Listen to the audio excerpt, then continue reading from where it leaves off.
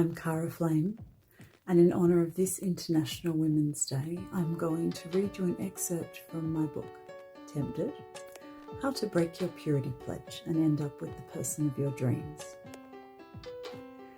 What is it that teaches us our value as women who've spent time in the Christian church? Where is it that we learn our place?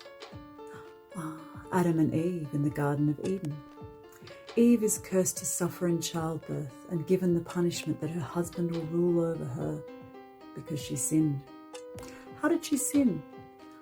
By daring to question, by wanting to understand the difference between good and evil, by listening to the snake. But in the world of Adam and Eve, nothing existed that God didn't make, so God made the snake. How was Eve to know that that one creature was bad?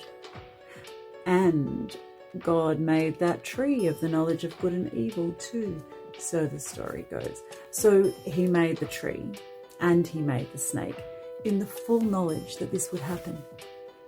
He made a perfect world, then created a setup so that Eve would be tempted, then allowed it to unfold. Then he gave Adam and Eve the ultimate punishment, distance from his presence.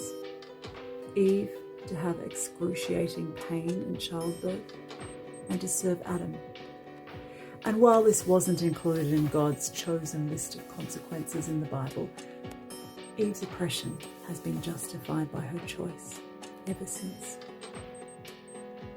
What kind of loving God purposely creates a scenario so that his beloved creations will fail, then punishes them for doing so?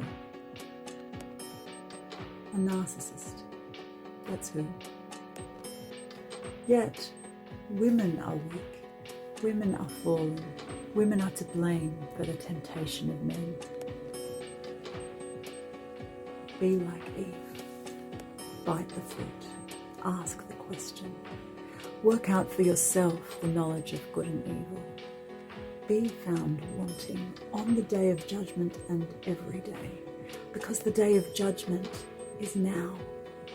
The day of judgment of how you're going to live your one wild and precious life.